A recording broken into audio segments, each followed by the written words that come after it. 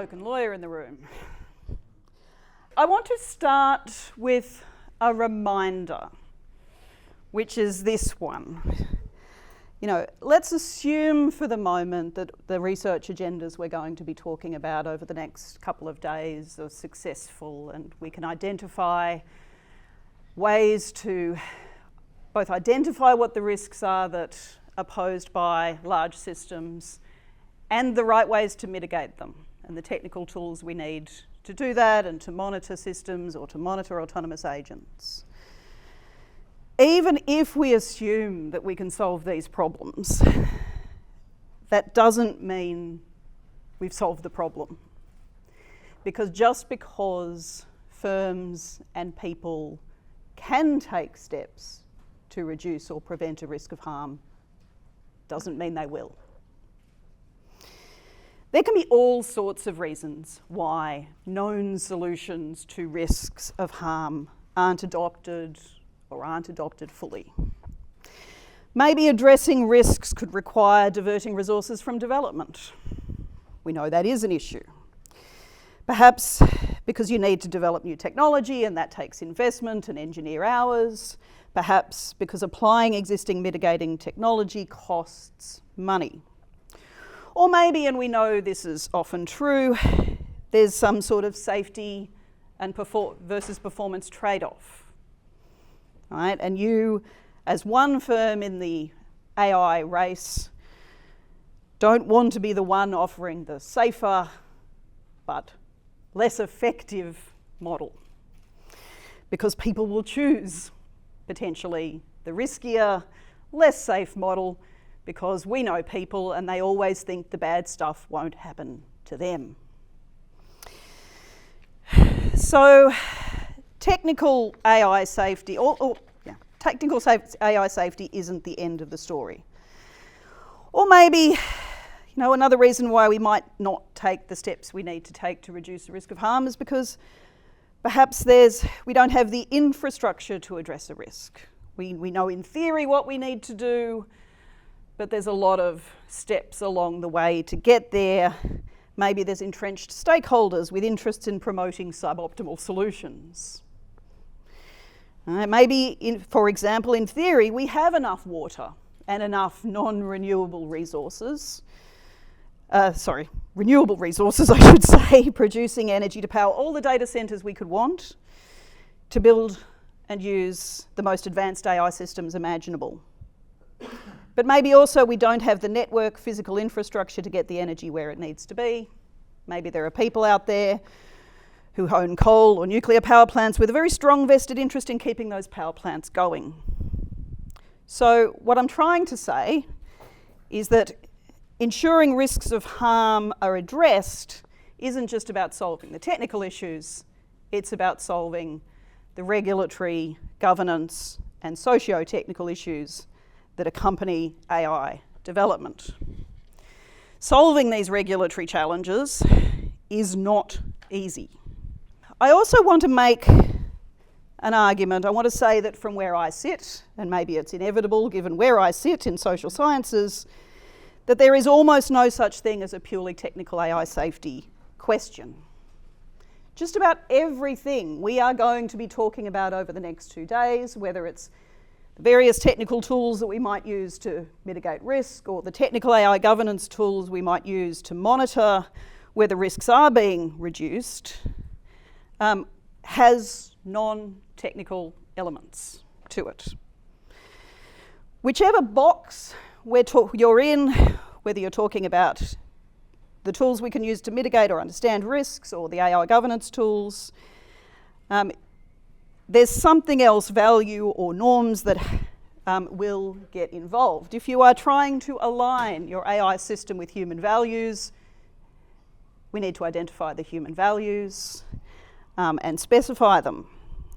And you need philosophers or social scientists to work out what that should be. Red teaming involves working out what the risks are and how to test for them, what the questions are, what humans might put into the system to try and jailbreak it.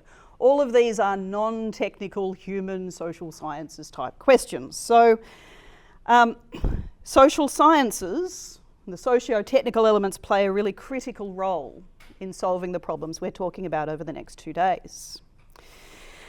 And speaking as a lawyer, I'll make the case that governance or the rules matter. Because as I say, just because a tool exists to address risk doesn't mean people will use it. AI development right now is plagued by collective action problems.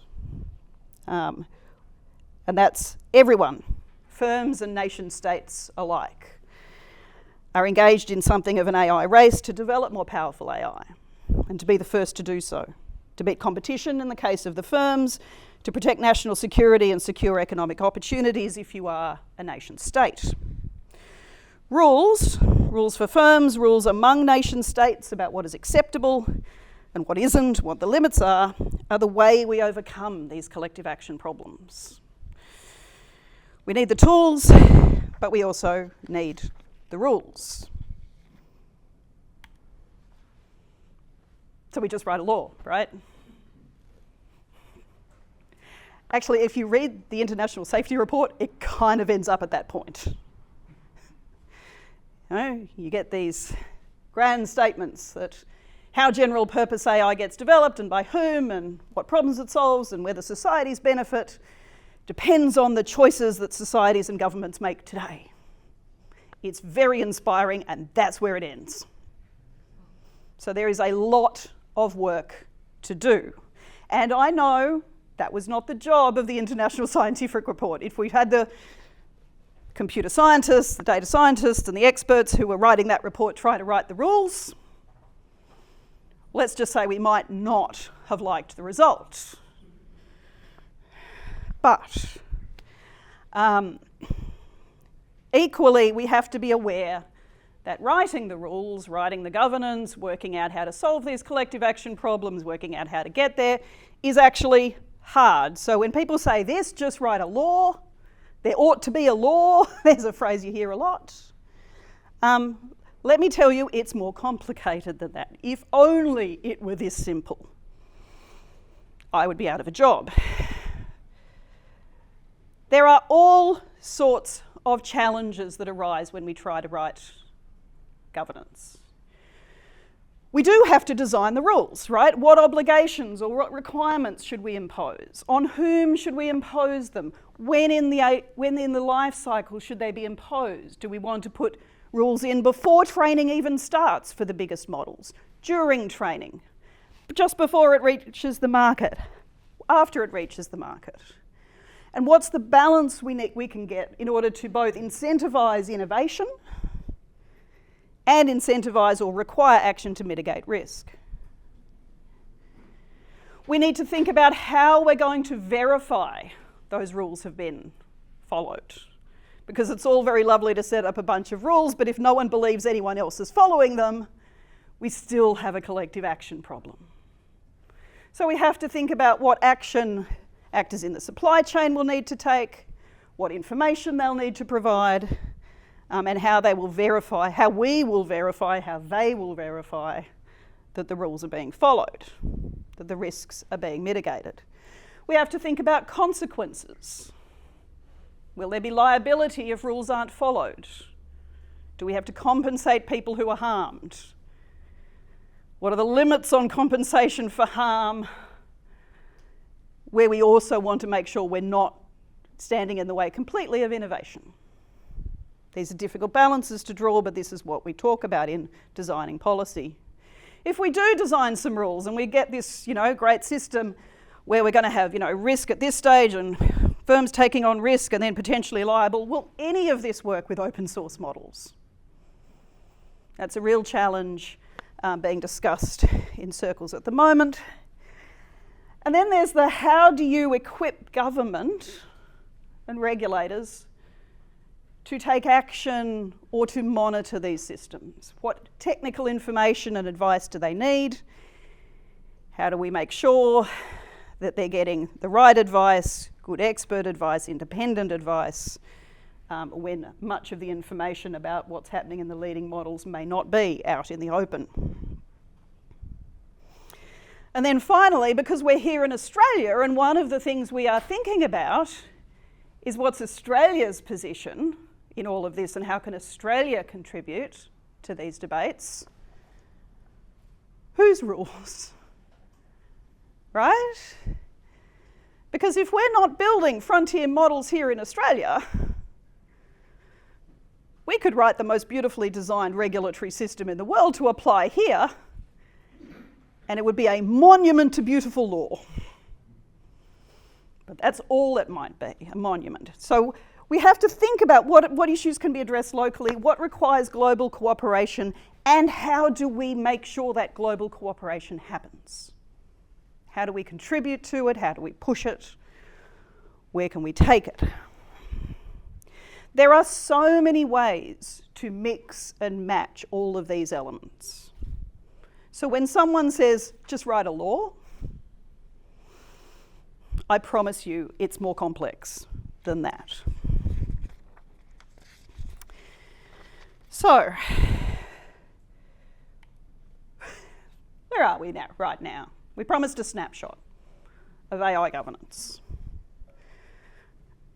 I was going to do the 25 words or less version, but I'm a lawyer and I can't. So here is the 125 words or less. I promise I checked. In terms of where we are right now, we have moved from a situation sort of prior to around 2020 where the emphasis was on ethics or ethical principles to govern AI. That was the early move. We're not sure what to do here, so we'll write some ethical principles. We have moved quite a long way from there, and national governments are adopting risk-based approaches. So effectively writing rules to require risk management in the process of developing and deploying AI. Although these approaches, embodied in things like the EU AI Act, were originally designed for more narrow AI systems.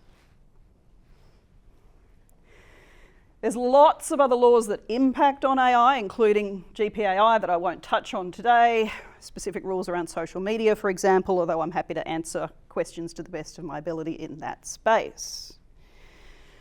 But here's the kicker. There is no global consensus right now. There's global consensus about risk management for AI generally. But there's no global consensus really on how to regulate GPAI, general purpose AI, or advanced AI systems or frontier models. This is an open space, and different countries are proposing different kinds of models.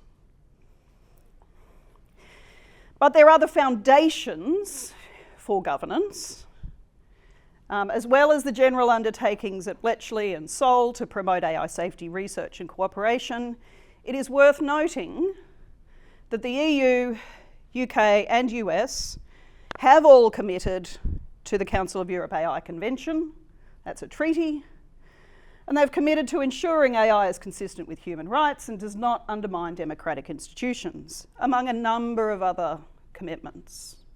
These are international law commitments.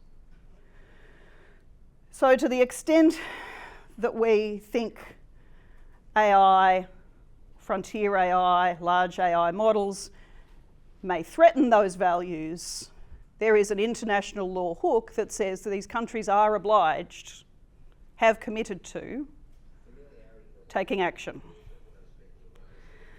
In terms of developing more specific rules around general purpose AI or advanced AI models, I'll talk a bit later about some of the voluntary commitments made by companies to the White House and at the Seoul Summit, which could represent the beginnings of an approach. So this is the short version. I'm going to get into more detail on all of these points. All right, to understand AI, how people in regulatory circles think about AI governance, it's helpful, I think, to understand the distinctions that are drawn in that literature around different kinds of AI as illustrated in this slide. So there are distinctions being drawn in the rules that have developed to date between narrow AI, so AI that performs only clearly scoped tasks. So this is not general purpose, it's use of predictive model to allocate mortgages or something like that. Designed for a specific purpose, coded for a specific purpose, and not able to be used for other tasks. And then there's general purpose AI, which, as you can see there, is referred to in, say, the EU AI Act as a model that has significant generality and performs a wide range of tasks. And then there's frontier or advanced AI, or, as again, it's put in the EU AI Act, AI posing a systemic risk or systemic risks, which are defined as models that have high impact capabilities and pose more significant risks to public health, safety, security, fundamental rights and society. So, and I appreciate, of course, that there's a certain fuzziness between those last two, right? There's plenty of room for debate about which category any given model will fall into, but they're the broad distinctions that are being drawn.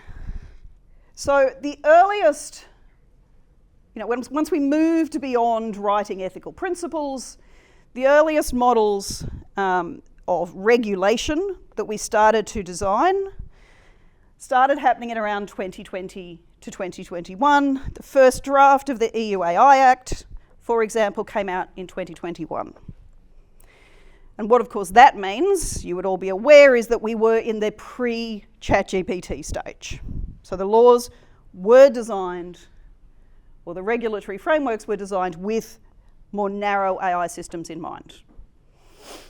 At least in the first draft, we tacked on some rules to deal with GPAI a bit later. And the approach that was designed and now is reflected in things like the Council of Europe Convention, as well as national laws around the place, is a risk management approach. It is this expectation, or it is designed, I should say, to require that AI firms that are developing or deploying AI should seek to predict the risks of harm that will be caused by their system, test for them, take steps to mitigate those risks, and keep testing and monitoring to keep any risks of harm under control over time.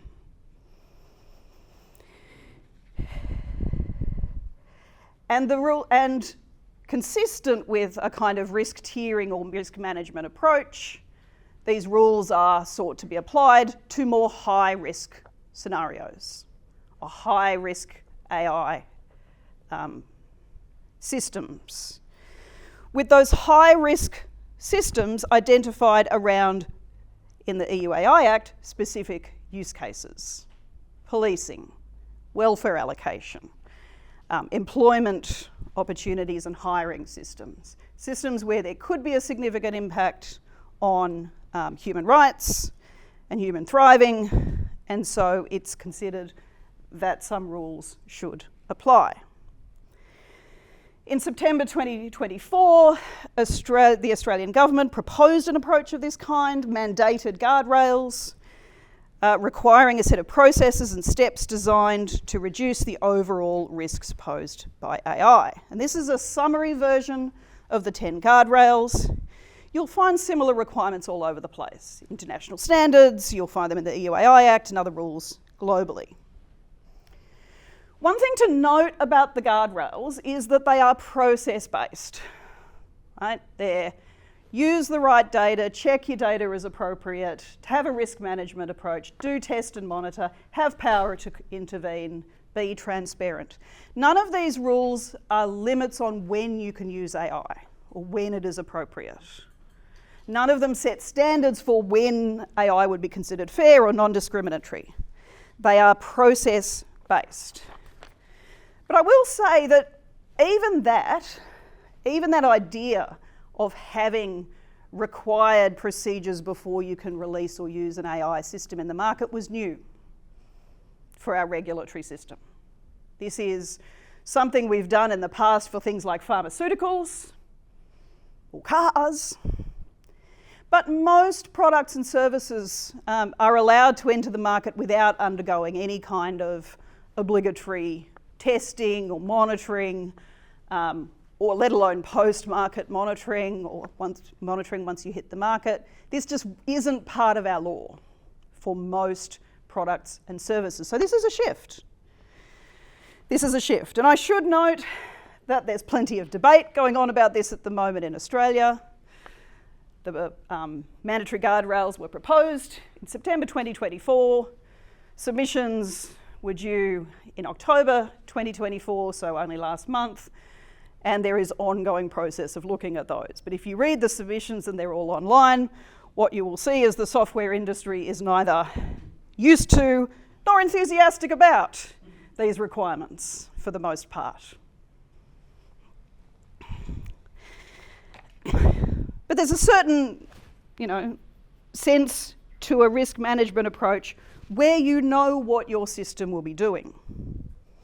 Of course, the challenge is when you have a system that has a multitude of potential purposes.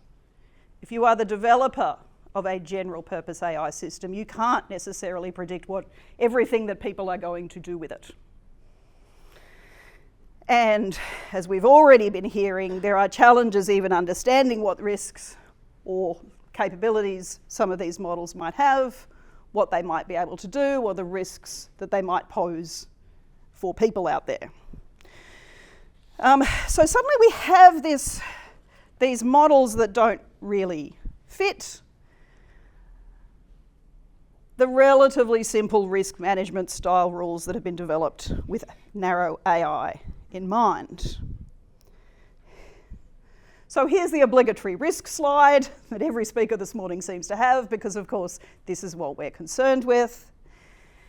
So these are the risks drawn from the International Safety Report and some of the cross-cutting or exacerbating factors that are identified in the International Scientific Report arising from general purpose AI, and particularly the larger or more advanced models. And I would make just a few points about these from a regulatory perspective. The first is the one I've already made, which is, given the wide range of risks and the nature of some of these risks, trying to predict and mitigate them is harder. Right? If you have systems that might have unintended or unrevealed goals, if you don't really understand how the system works from a scientific perspective, it becomes harder to rigorously test for or evaluate those risks, as the law might like you to do. A second point is that these factors simultaneously increase the risk, but also at the same time make it harder to govern and harder to write rules for.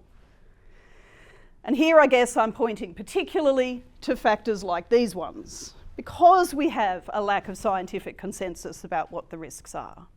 It's much harder to write rules when the experts are telling you completely different things. It is harder to write rules when you have limited public understanding and limited political understanding of the systems and how they work. And of course, we have the collective action problems that I've already referred to. Another point I would make is that the features or the nature of these models increases another tension that makes policy making hard in this space, which is the tension between rules that prevent harm and allowing for innovation.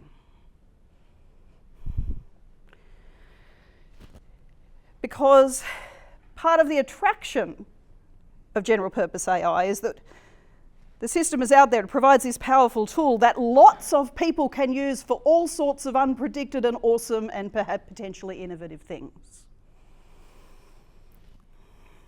And speaking as someone who's been involved in policy debates in intellectual property and technology regulation for 20 years now, governments hate being told they're stomping on innovation, because innovation is seen as a driver of economic opportunity.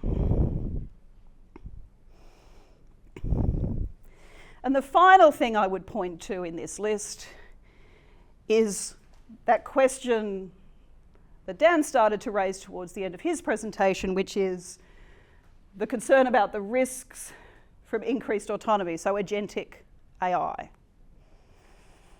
None of these rules were written with agentic AI in mind, and the rules we do have around controlling agents are designed with human agents in mind. In general, if you have a principal-agent relationship in law, when an agent acts in accordance with the purposes of their principal, the principal is responsible. That makes sense. But the other way the rule works is if the agent goes off on their own, on a frolic of their own, as we would say in the law, and doesn't follow the purposes set out by their principal, the principal is not liable. This may not be an ideal way to regulate agentic AI. Okay, so this makes it hard. Just a sidebar. Dan has already referred to the fact that AI safety is potentially a controversial term and can be interpreted broadly or narrowly. I just want to acknowledge that there is that debate about what counts as AI safety. But I will note that in the international instruments that have been developed so far, the emphasis has mostly been on the severity of risk, but with a broad view of what counts as risk. The International Scientific Report raises a large range of systemic risks, including labour market risks, the global AI divide, market concentration, risks to the environment, etc. These are all seen as risks relevant to that report. And speaking as someone who works in the law and public policy, there are genuine costs if you try to define a term like safety in a way that contradicts widely held understandings of the term. If we certify a model as being safe, and it takes down, or it requires the same amount of energy as a small country to run, with the attendant environmental costs, describing that model as safe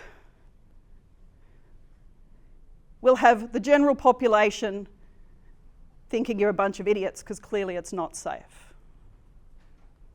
Okay? So I would just say there's real cost when we try to be prescriptive about what counts as safety.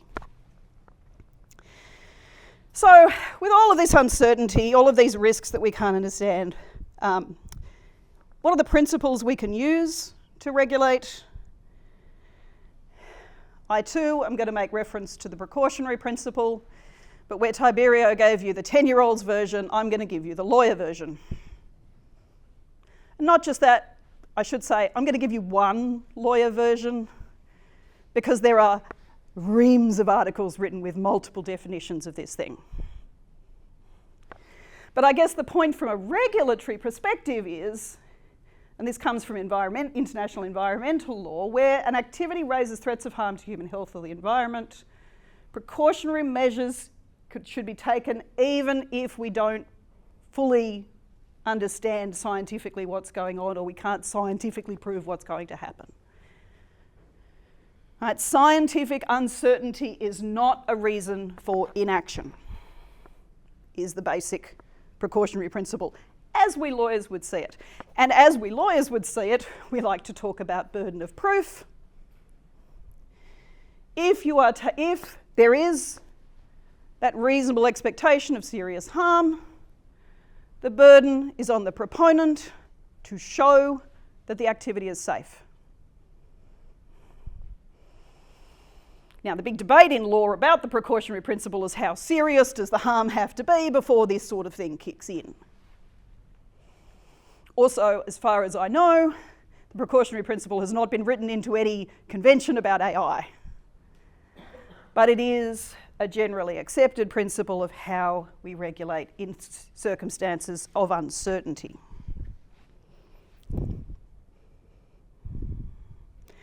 Speaking of uncertainty, as I said, there is at present no global consensus on an appropriate way to address the risks of GPAI or frontier models or AI safety. The EU AI Act does have provisions on GPAI and a separate set of obligations for general purpose AI models posing systemic risk. But these obligations are relatively low level, particularly for GPAI. The general provision there is a requirement of additional documentation to be provided to national authorities and others participating in the system, and having a policy on copyright compliance, as well as a summary of the training data. For general purpose models posing systemic risk, there are additional obligations. The law specifically calls out evaluation, adversarial testing, cybersecurity. But most importantly, with the EU AI Act, one thing they have done is they've developed a process. So it's not just rules, it's a process, because this is another way we deal with uncertainty and changing technology. So they have set up a process for the development of codes of practice which can be changed as knowledge, powers, and capabilities increase. And there is a wide range of experts participating in the development of those codes of practice. Australia did not, in its discussion paper, propose specific rules around GPAI, thinking they could be dealt with through a sort of variations of or flexibility within the mandatory guardrails I put out, what we had put in front of you earlier. China has some very interesting things going on, including a registration system for LLMs so the government can keep an eye on what models are out there and being developed.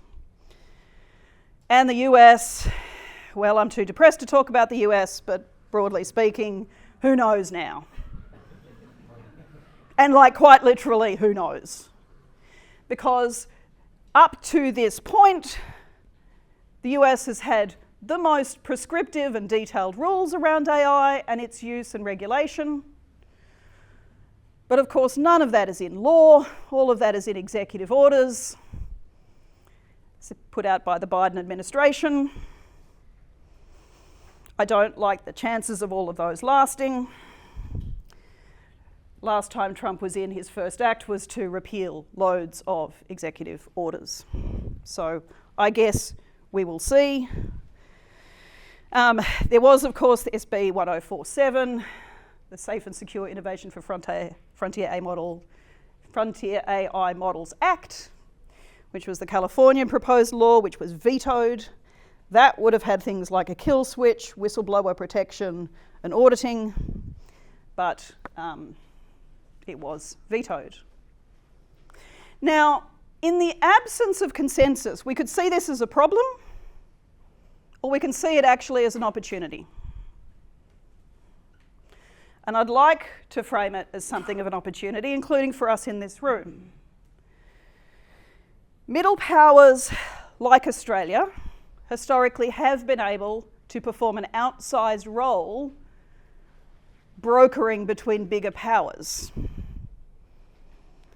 You know, the US may not want to propose rules limiting GPAI or frontier models, neither might China.